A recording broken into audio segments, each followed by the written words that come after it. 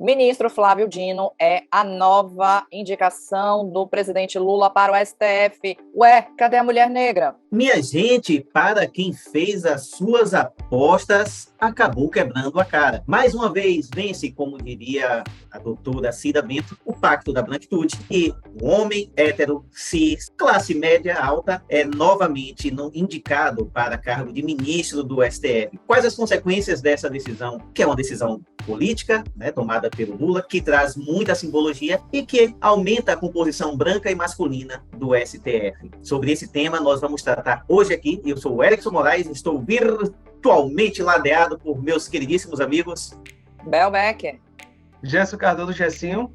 É um tema muito importante que a gente vai desenvolver agora.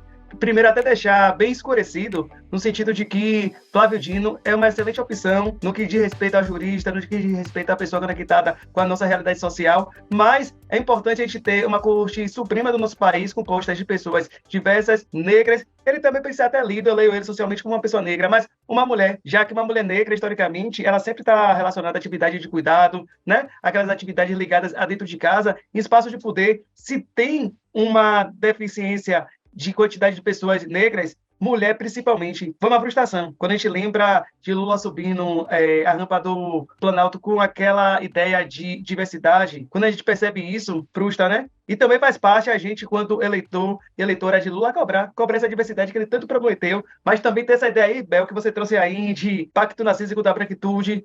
Vininha também trouxe esse pacto da masculinidade, né? 10 ministros. A Corte, quem não conhece, é composta de 11 pessoas, sendo que a atual composição ela vai ser de 10 homens e uma mulher. Pare para pensar o que vai ser futuramente decidir questões relacionadas de gênero, quando você não tem aquela pessoa que tem o lugar de fala. Claro que todo mundo pode falar sobre todos os assuntos, desde que fale da sua localização social, mas não ter mulher numa sociedade que a maioria da população é feminina, é estranho, é terrível, né? eu me senti extremamente incomodada, vou botar dessa forma. Em especial, Jacinto, você trouxe aí essa questão, né? A população brasileira é majoritariamente feminina, né? E a gente tem um ministro que, assim, ele tem todo um arcabouço muito bom, uma bagagem muito boa, inclusive melhor do que a do Zanin. Se a gente pudesse fazer uma mexida ali, a gente já teria mexido nisso antes. Mas, assim, tem outras questões que envolvem essa indicação do Flávio Dino. Eu vou começar primeiro ressaltando a questão do próprio currículo dele. Ele é professor de Direito Administrativo, Direito Constitucional. No mestrado dele, que ele fez, a tese dele foi toda voltada para a questão do Conselho Nacional de Justiça, que foi implementado muito por conta da sua tese. Flávio Dino tem uma carreira administrativa no Executivo muito boa, enquanto governador, né, do Estado. Acho que é do Maranhão, não é isso, minha gente? Eu não tenho nada contra a carreira dele, inclusive. Ele foi do PCdoB, acho que ele é do PSB, salvo engano, hoje em dia, Partido Social Brasileiro. Ele, durante a pandemia, foi um dos grandes líderes, né? Foi uma das pessoas que melhor geriu uma crise sanitária dentro do estado dele. Com certeza ele foi, assim, motivo de aplausos, né, enquanto gestor, porque ele realmente soube administrar, investiu em ventiladores, investiu em mais leitos, investiu em máscaras e foi um dos primeiros ministros a estar trazendo as vacinas, né? Inclusive, ele foi um dos precursores, ele tentou negociar diretamente com as empresas de vacina, né, que produziam as vacinas à época. Então, assim, em termos de gestor, eu não tenho nada contra, e ao contrário, eu acho que ele deveria continuar sendo executivo. Porque, para mim, por mais que ele tenha um conhecimento jurídico, e aí a gente vai voltar a uma live que a gente fez quando a gente falou sobre o Zanin, inclusive na indicação do Lula para o STF, em que a gente fala sobre os requisitos para ser ministro do STF, né? Notório saber jurídico, tem que ter mais de 35 anos, né, que é a idade presidencial também, e menos de 70 anos. Flávio Dino tá ali, ele tem reputação ilibada também. Então, eu não tenho nada contra essa questão, mas assim, a gente precisa muito mais do que Flávio Dino no STF, e Flávio Dino serviria muito melhor no Executivo. É um primeiro ponto que eu acho que precisa ser destacado. E o segundo ponto, eu vou levantar aqui já uma polêmica, vou jogar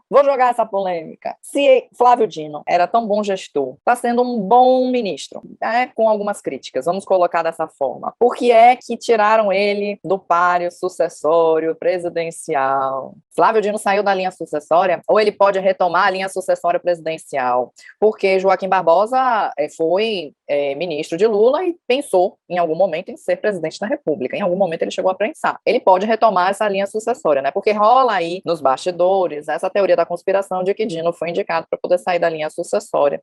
Mas a gente sabe que o PT é um partido grande o suficiente para não querer que outra pessoa de outro partido seja a linha sucessória de Lula, né? Apesar de eu achar achar que Haddad já é carta marcada, batida, rasgada, amassada e tudo mais, e Rui ninguém conhece, né? Aí tem aquele contra-argumento, mas Dilma Rousseff também ninguém conhecia e Lula foi lá e colocou Dilma Rousseff no pódio, né? Enfim, é só uma provocação. Eu vou fazer mais uma, essa questão da diversidade. Olha só como é importante a representatividade no STF. Não sei se fake news, a gente vai precisar comprovar, né? Ou simplesmente confrontar, porque não? Ele é uma figura pública, ele precisa ser confrontado, mas parece que Flávio Dino é contra a legalização do procedimento de abortamento ou aborto. E aí, minha gente, 2 provocações que eu jogo aqui para vocês. Já é inscrito? Se não, aproveita e se inscreve e curte esse vídeo. Nós estamos também no Google Podcast e no Spotify. No Instagram é o @PapoJurisCast.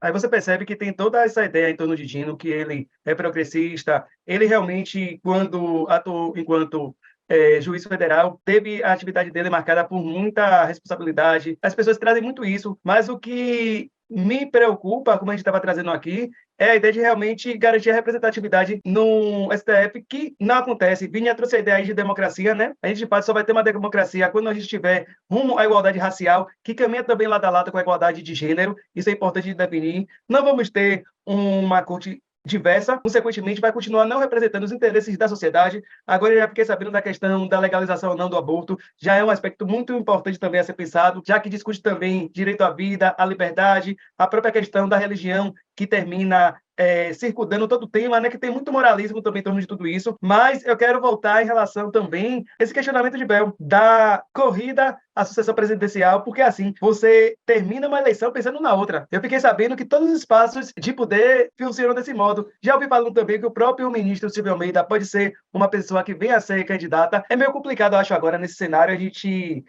cogitar quem realmente vai suceder. O fato de não ser conhecido ou conhecida, quando você tem até uma boa equipe de marketing, quando o partido bate pé firme que vai ser aquele candidato ou não, há uma legitimação daquela pessoa, né? Então eu não descartaria Silvio Almeida, não descartaria Rui Costa, embora tenha também muita, não sei se é fake news, mas tem muita reação negativa em face da figura dele, né? Quando o Rui sai daqui da Bahia, tem aquela perspectiva, ele vai para ser da Casa Civil, ele vai ali estar realmente muito próximo, vai acontecer o que ocorreu com o Dilma. Mas eu acho que também esse caminho de Rui já está sendo bem curtado pelo que a imprensa coloca, porque sempre coloca ele naquela visão de vilão, né? Aquela pessoa que não está tendo uma boa animosidade com as pessoas. Aí eu não sei o que acontece. E não tem mesmo. Quem é Rui Costa, gente? Você pergunta lá em São Paulo quem é Rui Costa, ninguém sabe responder. Se você perguntar quem é Haddad, todo mundo fala aquele cara que foi processado e perdeu o processo. Aí depois ele vai e fala, não, mas lá em cima, no STJ, foi reformada a sentença, né?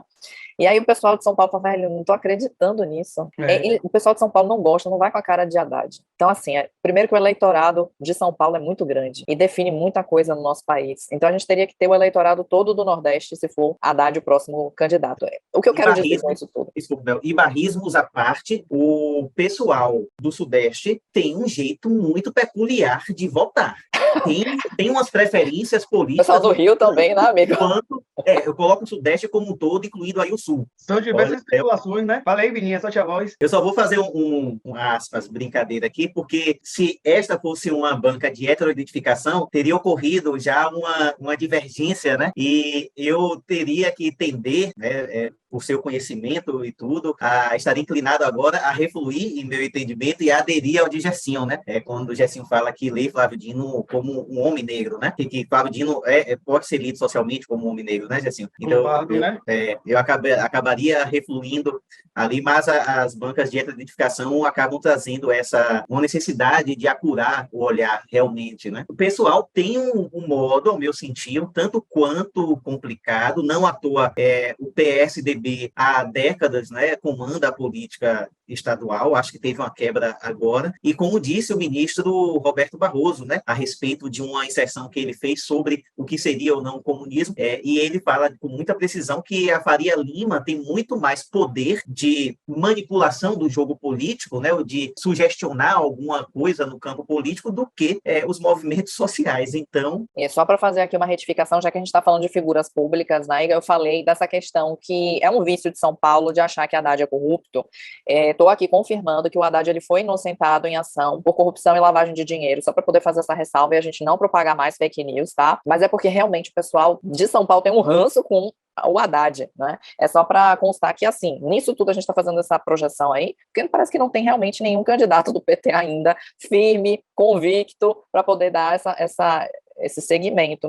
Mas até mesmo o campo progressista do direito nasce a partir de uma perspectiva neoliberal e eurocêntrica, que precisa ser rompida, né, para trazer outras vertentes, outros vieses, outras visões, como, por exemplo, a visão do Gerson Bel, me corrija se eu estiver errado, a visão do professor Adilson Moreira, né, a visão que trazem pensadoras e pensadores negros, e aqui eu não falo apenas do campo jurídico, não, porque o direito bebe e precisa beber muito dos conhecimentos filosóficos, de sociologia, e, para tanto, vai se valer de diversos autores, né, conhecimentos produzidos em vários campos científicos, e quanto mais plurais forem esses campos científicos, a partir da sua composição subjetiva, ou seja, a partir das pessoas que fazem a ciência, o fazer científico ali, mais democrática será a visão ofertada por aquele campo específico. O que é que eu quero dizer com essa verborreia toda? Como é que faremos um direito, vamos usar uma expressão que está em voga hoje, decolonial, com uma composição majoritariamente branca e masculina do mais alto tribunal de um país? Como é que vamos trazer uma visão realmente democrática do direito se basicamente toda a composição do STF segue uma linha dogmática ou anglo-saxã, ou então, sobretudo, alemã, né? Gilmar Mendes, por exemplo, que é um dos principais, ou o principal tradutor de nomes, autores alemães aqui no Brasil, como Hibberle, Peter Hibberle, se não me engano. Então, como é que nós vamos democratizar realmente se nós não damos uma pluralidade à sua composição? Então, nada contra também ao ministro Flávio Dino, mas sem uma pluralidade nós vivemos uma falácia de democracia e não uma democracia real. Porque democracia, minha gente, não é só a possibilidade de ir à urna eletrônica e depositar o nosso voto digital. A democracia deve ser plena, real, efetiva. E, para isso, a composição dos espaços de poder tem que ser também plural. E eu acho que não. Eu acho que Dino não vai para a sucessão presidencial, porque, no meu modo de avaliar, ele sai de um cargo que lhe dava muito mais projeção, né, no campo político, e vai para um outro que, embora também lhe dê uma certa projeção, mas até por toda a liturgia do tribunal, como diria o aposentado Marco Aurélio de Mello, né, até por tudo que envolve a toga e o exercício da magistratura, sobretudo numa corte constitucional, ele provavelmente será mais comedido, então não lacrará tanto, não será tão proativo, e tudo isso acaba retirando do eleitorado aquela percepção de um potencial candidato, do cara, poxa, o lacrador, que fala isso, que fala aquilo. Então, eu acho que não. E quanto ao ministro Silvio Almeida, que eu acho que seria um excelente candidato, tanto para o STF quanto para a presidência da República, sucedendo Lula, eu também acho que o PT não trabalha em torno do nome dele. Ele está num ministério que é extremamente importante, que é o Ministério dos Direitos Humanos, mas é um ministério que não alça quem não dá projeção. Está ali naquele cargo a mesma projeção que, por exemplo, o cargo de ministro da Justiça. Agora, se mexer e ele vier para o Ministério da Justiça, por exemplo, eu creio que sim, talvez seja um indicativo de que o PT comece a trabalhar o seu nome, mas, pelo menos até o momento, eu acho que não. Só para localizar, é justamente por isso que eu fiz a provocação. Ele saiu de um cargo que daria, Flávio Dino, voltando a Flávio Dino, ele saiu de um cargo que daria a ele uma projeção e botaram ele num cargo tido até como vitalício, né, entre aspas, mas por isso que eu fiz a provocação. Será que isso não foi uma estratégia de tirar o Flávio Dino da jogada da sucessão?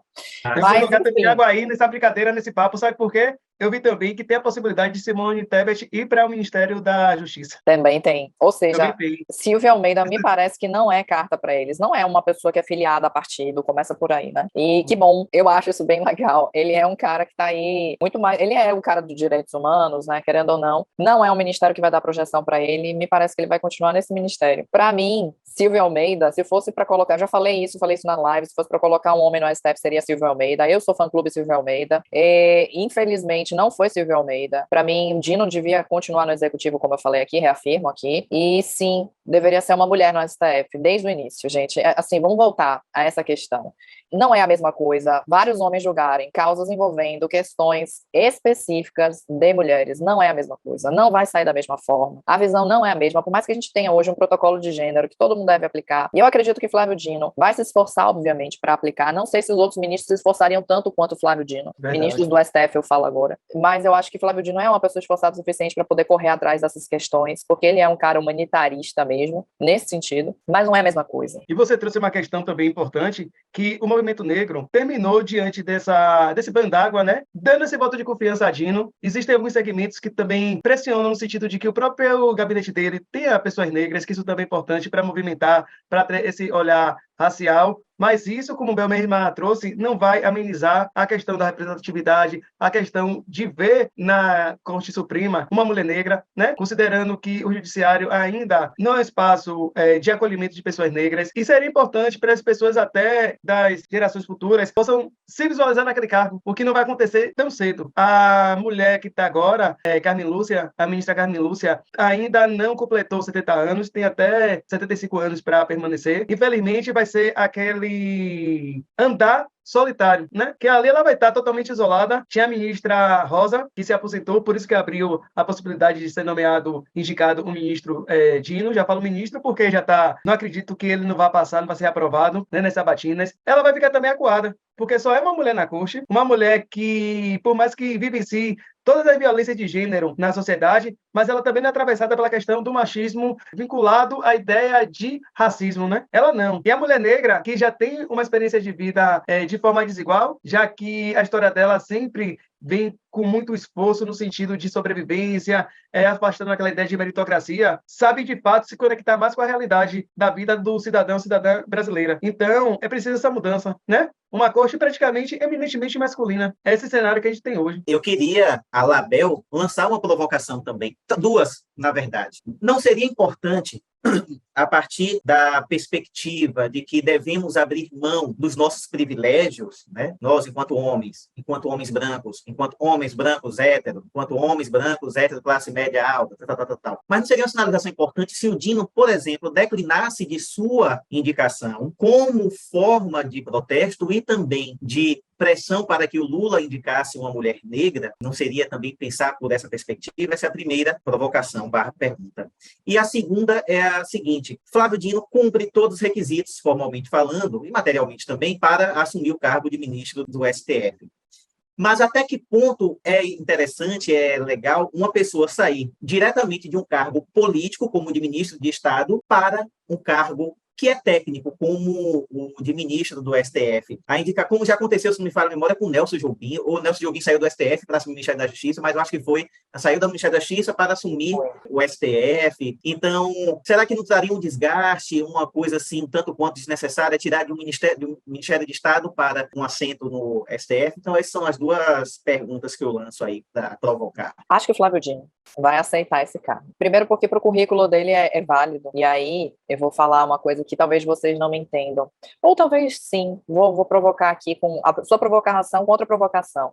No pacto da masculinidade, o que importa para esse pacto é a sua realização pessoal. Se vocês não entenderam até agora o que Lula está fazendo, ao indicar o ex-advogado dele, ao indicar as pessoas que ele quer, como, por exemplo, o próprio Flávio Dino, isso é pacto da masculinidade, é o pacto da realização pessoal. A realização pessoal vem na frente da realização coletiva. Infelizmente, eu tenho que fazer essa crítica aqui ao próprio presidente Lula, por quê? Ele é homem. Isso daí é muito comum acontecer entre os homens, independentemente da orientação sexual, independentemente da classe, independentemente da cor. A realização pessoal vem em primeiro plano. Cuidar do outro, né, nunca aparece em primeiro plano. Então, eu acredito que Flávio Dino vai aceitar sim, isso faz parte da sua realização pessoal enquanto homem. Isso, para mim, sem sombra de dúvidas, ele não vai fazer não vai cometer esse ato político, né, de passar adiante, de fazer algum manifesto. Trocando, eu acredito que Flávio Dino sim dê conta, né, de um cargo técnico ou jurídico, nesse sentido, porque ele tem capacidade, ele já foi juiz, né, no histórico dele. Então, para quem não sabe, o STF é formado por juízes né? A ideia é que eles se invistam de um ônus, né, de judicandi, e eles têm apenas o nome de ministro, mas são todos juízes. Ela tem uma articulação muito boa na área jurídica, né? A gente percebe isso na fala dele, que realmente é uma pessoa preparada tecnicamente, isso sem dúvida. A gente passa a questionar, no caso, algumas posições que decorrem da própria formação enquanto sujeito, dos valores que ele conjuga, né? Isso também mostra o quanto também é um desafio. Quando você falou aí, Bel, ainda me batendo aqui na cabeça a questão da legalização não do aborto, mostra também que o juízo não deve ser realmente neutro. Tem os valores que ele possui, isso daí vai ser fundamental para definir até a forma de jogar dele, mas outro questionamento que vocês trouxeram que me deixou bem quieto é no sentido desse pacto da masculinidade, no sentido de não renunciar a um cargo por conta de um ideal de representatividade, de reparação. O que é uma reparação, né? Isso eu consigo perceber na área jurídica que tem determinados cargos que realmente são disputados entre pessoas brancas, entre pessoa branca, no caso, homens brancos e mulheres negras. E por mais que esses homens brancos se digam aliados das pautas da inclusão, na hora de você estar ali ocupando um cargo de poder, a maioria não renuncia. A maioria quer passar despercebido em relação a essa questão e mostra a contradição, inclusive na forma de você falar no dia a dia, na forma de você produzir academicamente, né? E, consequentemente, você traz aquela ideia, tudo novo de novo, você não muda para nada. Você está apenas ali reforçando que o homem branco, hétero, cis, enfim, tem uma maior passabilidade e aceitabilidade. E esse homem branco normalmente também transita de todos os lados e tem o referendo de todos os seus pares, né? Tanto é que esses disputas de cargo em órgãos da justiça são envolvidos grupos, esses grupos apoiam realmente, mas assim, por mais que tenha uma perspectiva de a gente não conseguiu reverter essa situação da indicação de uma ministra negra, mas liga o alerta, né? Que a população negra se movimenta, a população negra produz conhecimento, a população negra, para além de ser um segmento populacional eleitoral enorme, ela cobra e ela gera medo. Hoje foi uma indicação, imagine se houver uma mudança estrutural e só pessoas negras ocuparem cargos de destaque. A sociedade brancocêntrica, heteronormativa, tem medo de todo esse processo. Não foi ainda capaz de romper as estruturas, mas já começa a gerar fissura. Isso também é muito significativo, porque mostra que pessoas negras existem, têm capacidade intelectual, tem toda uma articulação para estar ali naquele espaço de poder. Mas por que não querem?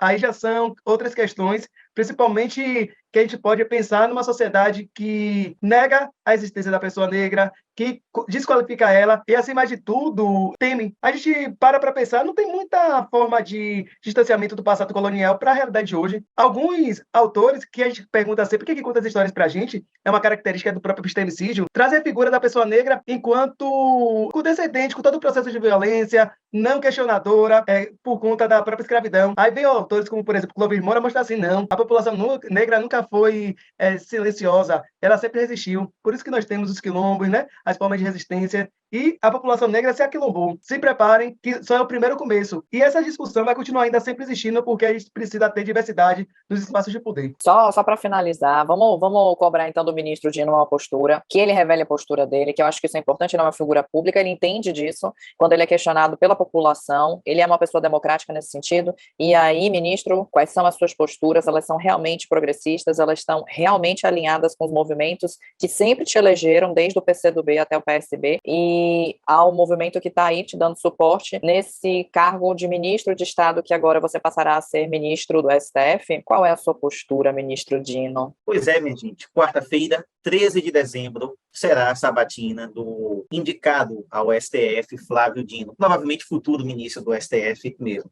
Vamos acompanhar não só a sabatina, mas todo o desenvolver de sua atuação enquanto ministro do STF e cobrando, dentro do que for possível socialmente, uma postura realmente alinhada aos direitos humanos. Uma sociedade plurima em sua materialidade, em sua composição, não pode ser considerada realmente democrática se não for também plurima em seus mais altos cargos de comando, em seus núcleos de poder. Então, minha gente, a pluralidade, mais do que um sonho, é uma necessidade na composição de todos os espaços dentro de uma democracia real e verdadeiramente igualitária e fraterna. A você que nos acompanhou até aqui, o nosso muitíssimo obrigado. Aqui embaixo no YouTube, ativa o sininho para receber as nossas notificações. Toda sexta-feira, às 11 da manhã, um episódio novo. Estamos também no Spotify e no Google Podcasts. E no Instagram é o @PaposJurisCast. Beijos plúrimos e diversos em seus corações. E até a próxima. Tchau. Tchau, tchau, gente.